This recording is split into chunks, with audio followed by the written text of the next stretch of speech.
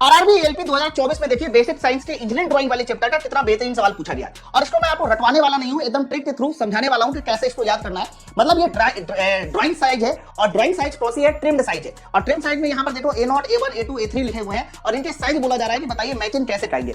Trimmed size वो होते हैं जिनमें बॉर्डर को हटा दिया जाता है, उनको ट्रिम्ड साइज कहते हैं। होता क्या है कि जब भी कभी हम लोग ड्राइंग शीट को किसी फैक्ट्री या कंपनी बनाते हैं तो वो पहले बिना मुड़े हुए या बिना कटाई के आता है, जब उसको काट देते हैं तो वो हमारा ट्रिम्ड साइज हो जाता है, इसलिए ट्रिम साइज थोड़ा सा छोटा होता है। इसको याद करने के लिए आपको पहली वाली डायमेंशन बस याद करनी है। ध्यान रखना ड्राइंग शीट की जो पहली वाली डायमेंशन A0 होती है वो 841 गुणे 1189 होती है। अगली वाली डायमेंशन को याद करने के लिए ये जो बड़ी वाला मान है 1189, इसका आधा कर दो। 1189 का आधा 594 होता है, लेकिन 594 को पहले लिखिए और छोटी वाली जो डायमेंशन 841 है उसे उसी तरह से उतार दीजिए।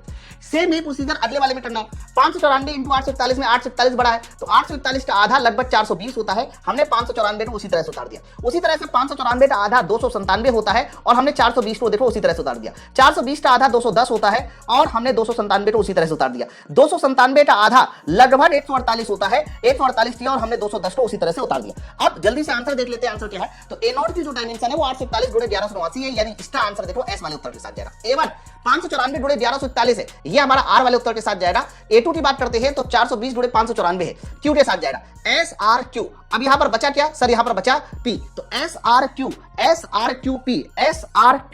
ये हमारे सवाल का सही उत्तर हो जाएगा SRQP। इसमें मैं एक और बात आपको बताना चाहता हूं, वो भी सुनिए। कई बार इनके एरिया भी पूछ लेता है, तो ये जो पहली वाली डायमेंशन है, ध्यान रखना इस पहली वाली डायमेंशन का जो एरिया होता है वो 1 मीटर स्क्वायर होता है। अगर मीटर स्क्वायर में याद करोगे तो 1 मीटर स्क्वायर बताइए, लेकिन कई बार mm स्क्वायर में पूछता है, तो जब भी कभी ये mm स्क्वायर में पूछा जाए तो ध्यान रखना आपको इसका एरिया 10,000 mm स्क्वायर बताना है, क्योंकि 1 मीटर में होते हैं 3 जीरो, है ना। और अगर हमने 6 जीरो लगा दिया तो वो हमारा mm स्क्वायर हो जाएगा। 10,000 कैसे आया, 1 मीटर स्क्वायर है, चलो मीटर स्क्वायर में नहीं, mm स्क्वायर में नहीं, सेंटीमीटर स्क्वायर में पूछा जाता है। तो अगर सेंटीमीटर स्क्वायर में पूछा जाए तो आप इसको 10,000 सेंटीमीटर स्क्वायर कह दो भाई। 1 मीटर में 100 सेंटीमीटर, 2 जीरो और लगा दिए स्क्वायर बन गया। तो A1 क्या हो जाएगा, A1 का एरिया जस्ट इसका आधा हो जाता है 500 सेंटीमीटर स्क्वायर, A2 का एरिया 250 सेंटीमीटर स्क्वायर, A3 का एरिया 125 सेंटीमीटर स्क्वायर, और इसी तरह से जब A4 एरिया की बात करेंगे तो 62.5 सेंटीमीटर स्क्वायर, और इसी तरह से जब A5 एरिया की बात करेंगे तो ये हमारा हो जाएगा 31.25 सेंटीमीटर स्क्वायर। तो ये सारे एरिया भी आपके एग्जाम पूछे जाते हैं, तो इनको भी अच्छे से याद कर लो कि जो एलपी का एग्जाम 2026 में होना उसमें फाइनल सिलेक्शन के लिए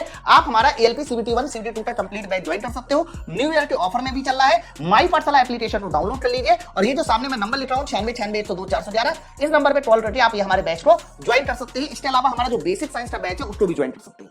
चलिए फिर मिलते हैं नेक्स्ट वीडियो में। Thank you very much.